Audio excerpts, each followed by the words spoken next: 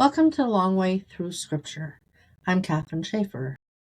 This is a slow week-by-week walk through the Bible, taken without rush or pressure. Each week we'll gently orient ourselves to where we are in Scripture, what kind of ground we're walking on, and one simple reflection to carry with us as we read. Remember, this isn't a daily reading challenge or a checklist. You can start wherever you are. Move at your own pace, pause when life gets full, or return later. There's no catching up required here, just the invitation to stay with the text, one passage at a time. And I'm really glad you're here. So let's begin. Week 7, Leviticus 17 to 27, learning to live differently. As we move into the second half of Leviticus, something subtle shifts. The earlier chapters focused on how the people approached God, the rhythms of worship, restoration, and life lived in His presence. Now the lens widens. The question is no longer only how they come near, but how that nearness reshapes the way they live together. So by this point in the story, Israel is no longer defined only by what they've been rescued from. They are being formed to people with a distinct way of living in the world. Their identity is no longer anchored in slavery or wandering, but in belonging. Belonging to a God who is present among them and who cares about the shape of their daily lives.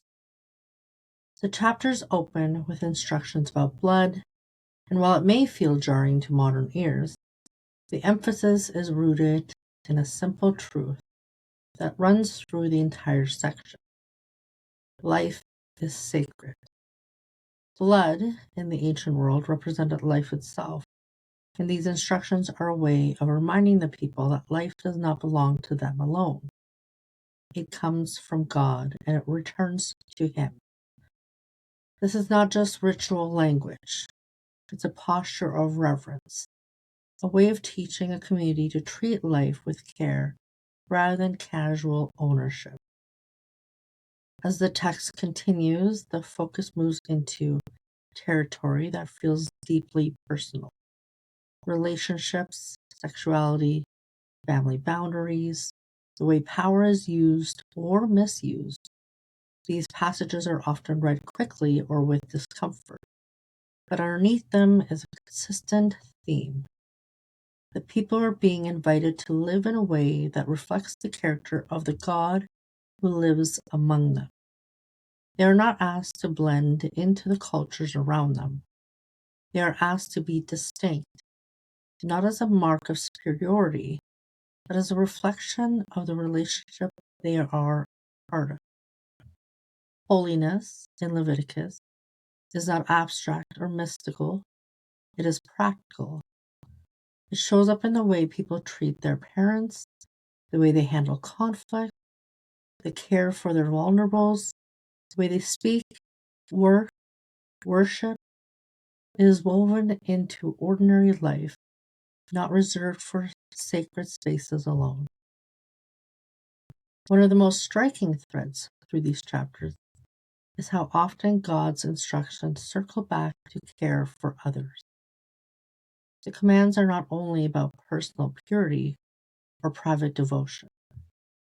They repeatedly draw attention outward, towards neighbors, the poor, those on the margins.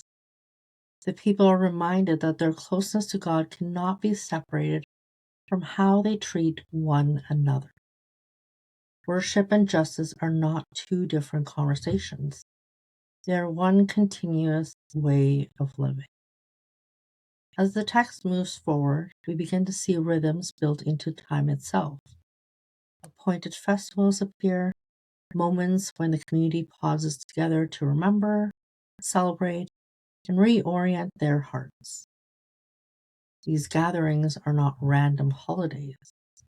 They are anchors in the year, reminders that time belongs to God just as much as space does. Each festival interrupts the ordinary flow of life, long enough for the people to remember who they are and whose they are. And there is something deeply human about this rhythm. We forget easily. We drift without noticing. These appointed times pull the community back into alignment, not through pressure, but through remembrance. They tell the story again and again so it doesn't fade into the background of daily life. Later in the section, attention turns to the land itself. Instructions about rest for the soil, about the year of the Jubilee, about debts and freedom, paint a picture of a society that refuses to run endlessly without pause. Even the earth is given space to breathe. Ownership is reframed not as permanent possession, but as stewardship under God's authority. Wealth, land, and labor are all placed within a larger vision of balance and mercy. These ideas would have felt radical in the ancient world, just as they feel radical now. A culture built on endless accumulation and control is interrupted by a God who insists on rest, release, and restoration. The rhythm of life is not meant to grind people into exhaustion or trap them in permanent loss. Periodically, everything resets. Freedom is restored. Relationships are repaired. The community is reminded that no one ultimately owns what God has given. As we approach the final chapters, the tone grows more reflective. Blessings and warnings appear side by side, not as threats, but as honest acknowledgement of consequences. The relationship between God and his people is not mechanical.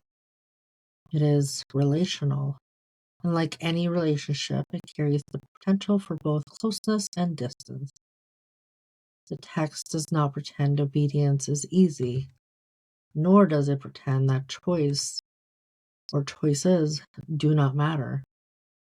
It simply lays out the reality that life flourishes when the people remained aligned with the God who formed them. The closing instructions about vows may feel like an unexpected ending, but they fit the larger theme of the book. Leviticus ends not with a dramatic scene, but with an invitation to intentional living. Even the promises people make, even their voluntary commitments, are taken seriously. The relationship between God and his people touches every layer of life, from the sacred to the ordinary. What becomes clear by the time we reach the end of Leviticus is that this book is not primarily about rules. It is about formation. It is about shaping a community that knows how to live with God at the center, not only in worship, but in work, relationships, time, land, and rest. The details are not random. They are the slow work of building a life that reflects the presence of the one who dwells among them. For modern readers, it can still feel distant. We don't live under these same laws, and many of the cultural realities are far removed from our own. But the heart of the text remains remarkably close. It asks the same questions we still wrestle with today. What does it mean to belong to God? How does that belonging shape the way we live with one another? How do we remember who we are when life pulls us in 100 different directions?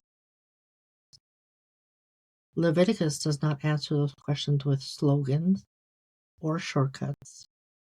It answers them with rhythm, repetition, with a steady vision of life lived intentionally in God's presence.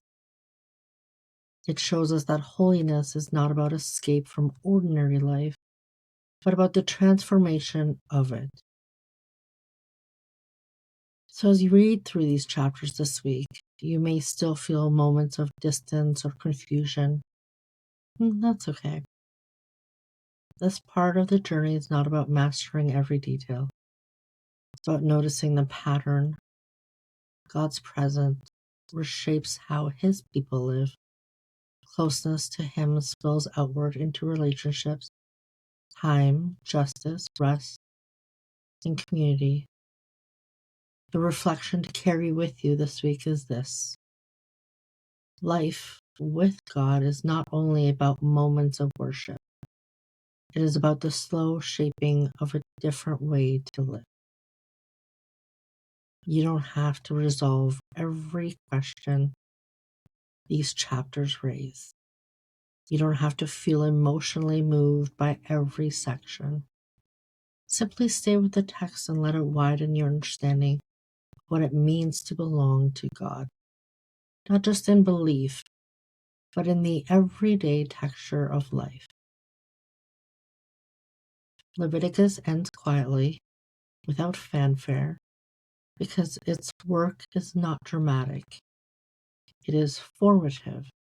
It prepares the people for the road ahead by grounding them in the reality that God is not only a rescuer or a distant ruler. He is a God who dwells with His people and teaches them how to live. And with that foundation in place, the story is ready to move forward. As you move into the reading this week, remember there's no rush. Read slowly, read a little at a time, or simply sit with the passages if that's what the week allows. Scripture doesn't ask us to perform, it invites us to remain. There's also a free 5-day Start Here guide available on my website. All you need to do is just sign up to receive it directly in your inbox. And if this podcast has been meaningful to you and you'd like to help support it and to continue, you can find ways to do that through Patreon, books, and resources also on the website.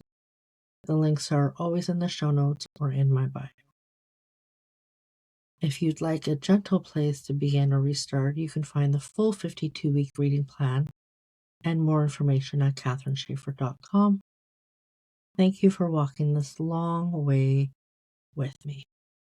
I'll meet you here again next week.